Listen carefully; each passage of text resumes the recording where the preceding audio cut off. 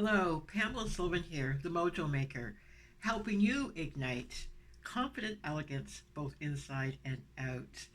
Welcome back, and as promised, I told you I'd be back with some more powerful information to help you spiral up mojo both inside and out, and I call that confident elegance.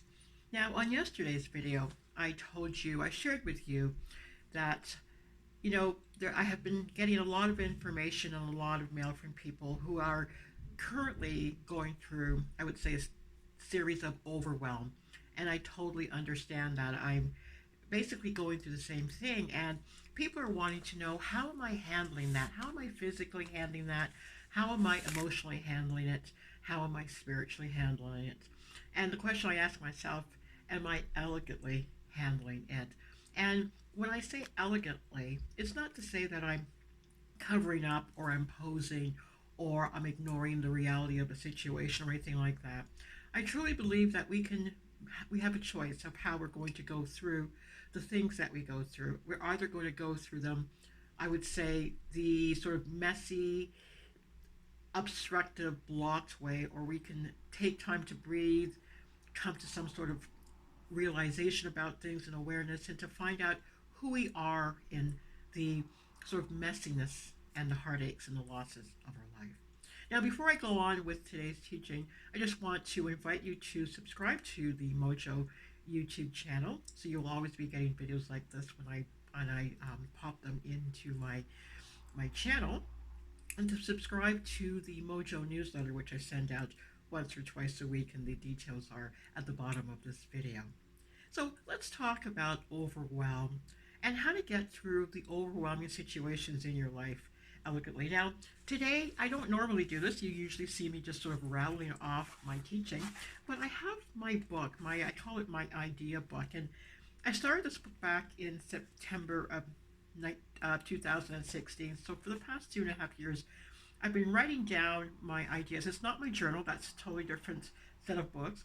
But this, anytime something comes into my mind, I would just open this up and start furiously writing down. And sometimes you forget about the idea book that you started. And as I opened it up, a lot of great information was sitting right on these pages. And I thought, I have to get back to this a little bit more often, open up the things that I either that came out of nowhere or I was taught by a mentor or something, and revisit these concepts and ideas. I just want to share some with you today because really, for those of you that are going through a series of overwhelm, it's really what you need to hear. And I came up with a teaching called the Chutzpah Principles. Chutzpah. 7 secrets that dissolves insecurity, powers up your unstoppability factor, and skyrockets success. Now, the time I wrote that down, I was thinking about putting this together either as an ebook or maybe an online training. Other things came up at that time, so I never did get back to it. But the basics and the sort of bread and bones of this is sitting on these pages. And I thought, well, why don't I bring this to light a little bit? Especially that since some of you have been writing to me or even called me about some situations that are going on in your life.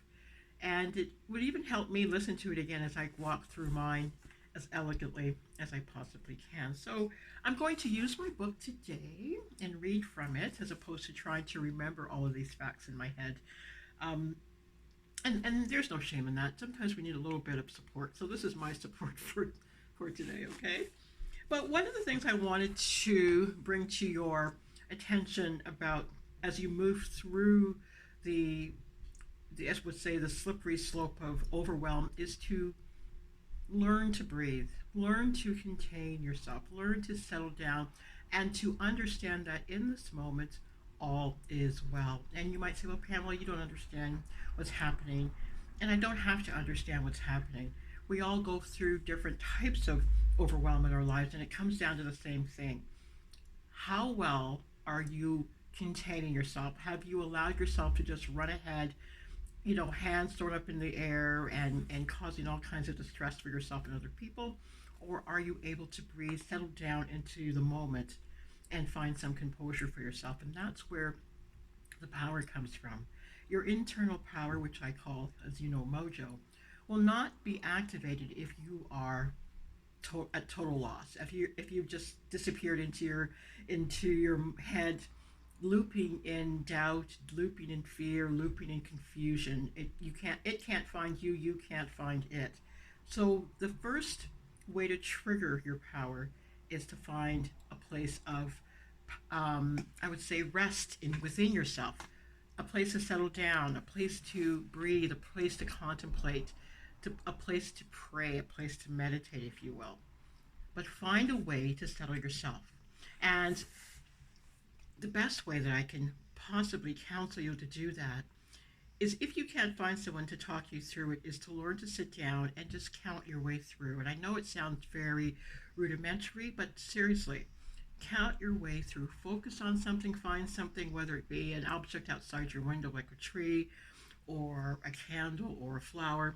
Focus on that and count yourself down.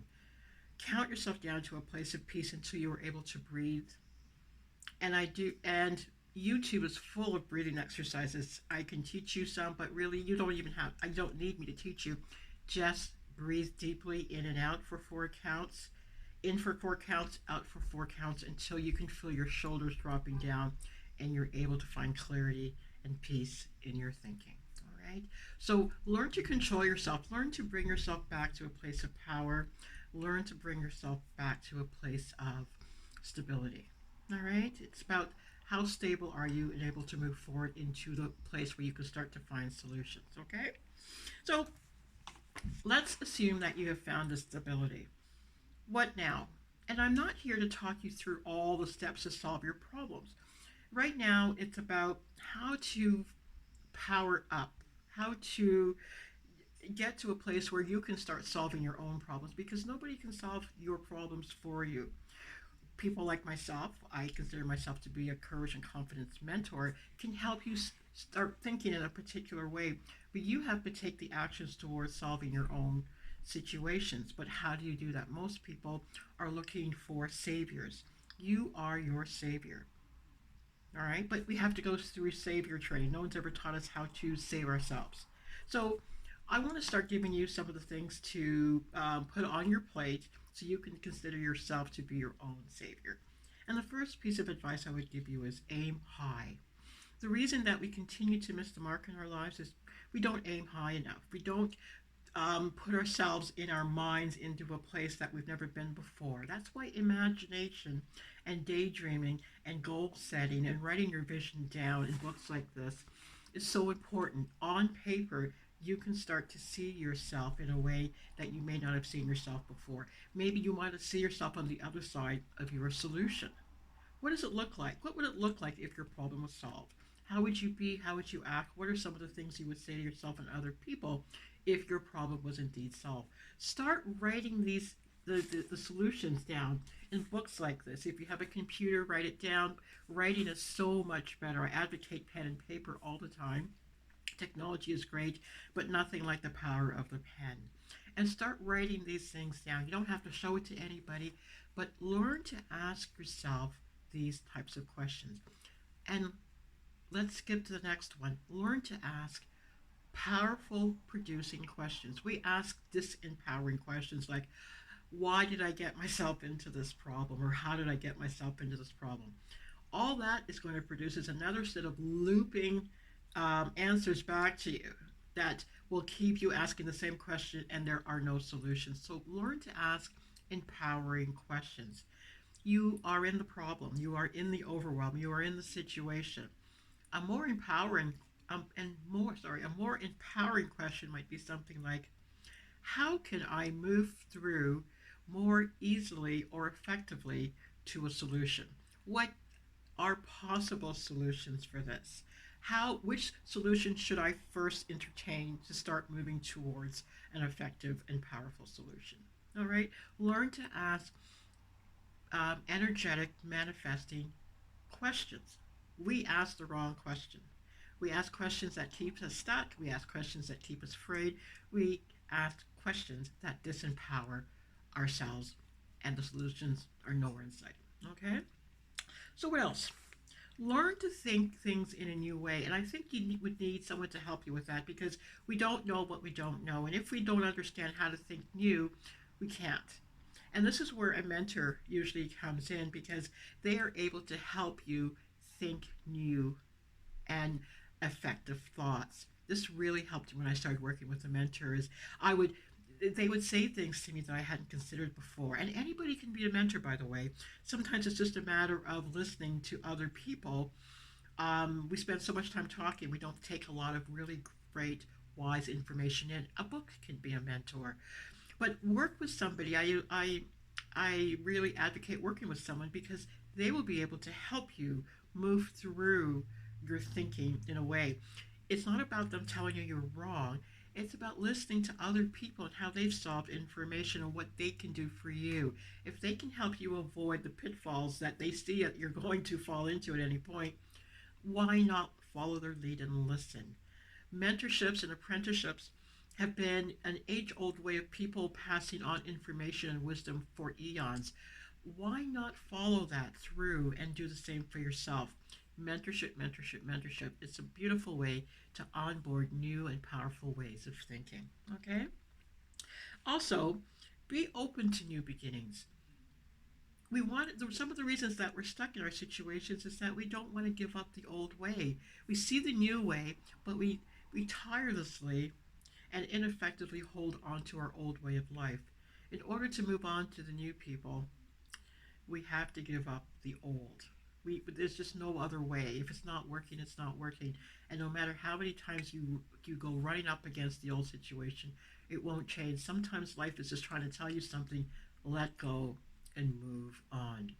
Again, if you're having a hard time doing that, take out your book and your pen and ask an empowering question.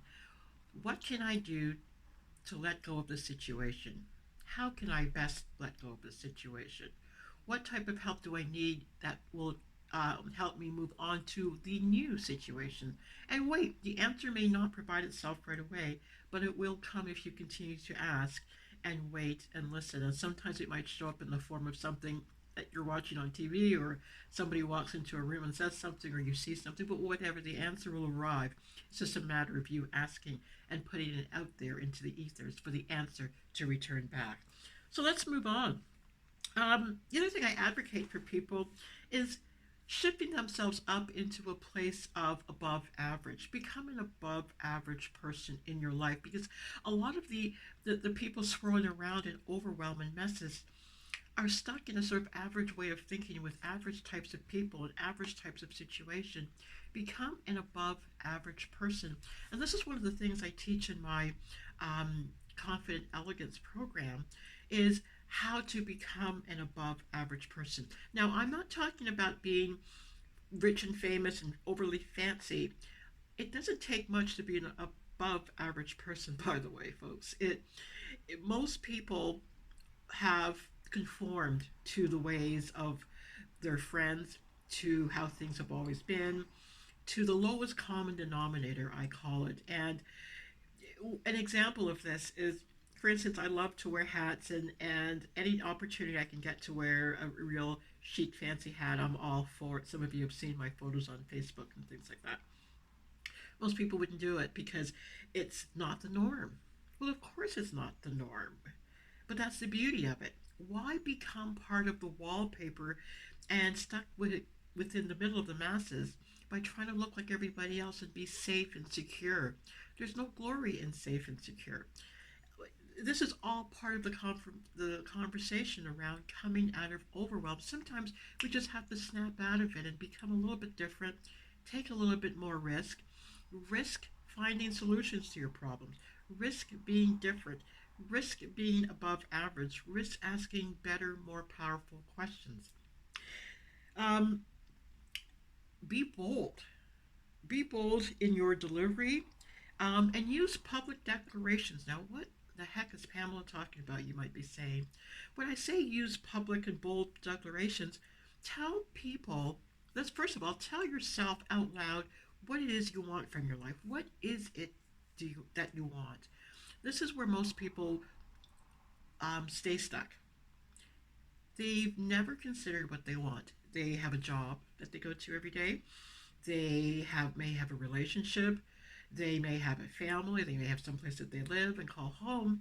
And that's it. They do this thing every day, the same way, same word, same route to work and back, and have never done anything different for themselves. Write down you want. Write down what you want out of life and boldly declare it to yourself and to life. And if you're really bold, declare it to other people. What do you want? What do you want to be as you grow older? What do you want to achieve? Where do you want to go? What do you want to have? What do you want to experience? I advocate experience over collecting things and stuff. Stuff and things, you just end up taking care of that, and you have to clean it. I don't like cleaning stuff, so I'm looking for experiences, but declare it. What do you want? All right. So I advocate declaring what you want. Life is listening. It has big ears, believe it or not. And for those of you that understand the power of attraction, the law of attraction, if you believe in that, life has a way of manifesting things. The things that you want, the things that you don't want, the things that you fear, the things that you hope for. All right. So if you're looking to get out of overwhelm, declare what that would look like. What would it look like to be out of overwhelm? Write those solutions, possible solutions down, write them down, and boldly declare them and see them as already done. You see the process? Okay? Overwhelm is a state of mind. Yes, things might be bubbling up around you. How are they affecting you? Are you allowing it to affect you by running around with like a chicken with their head cut off? Or are you seeing that, yes, the situation is currently going on? I'm going to take a minute, breathe, see the possible solutions, ask empowering questions, wait for the answer, maybe get a new way of thinking or conversations through mentorship and apprenticeship. Ask what I want, write down what I want, and boldly declare it to myself and to the universe and to other people. Okay? So these are just the start of my long list of things to raise yourself up to next level thinking and being and doing in a confidently elegant way. It's a process, it's practice, it's training, it's high possibility thinking. And this, when you see people operating at a high level in life, they have mastered some of these steps. There's a list of them. I just bringing out a few and a couple of them because it takes time. It takes time to walk through this with somebody. It doesn't just happen on a cute little YouTube video. I'm just introducing some concepts to you. But at least today, if you're in overwhelm, these are just a few ways that you can start to help yourself think through to more possible, confident, and elegant solutions. I'm Pamela Sylvan, the Mojo Maker, inviting you to subscribe to this YouTube channel and subscribe to my Mojo newsletter that comes out every week to help you find possible, elegant solutions in your life. Have a wonderful day.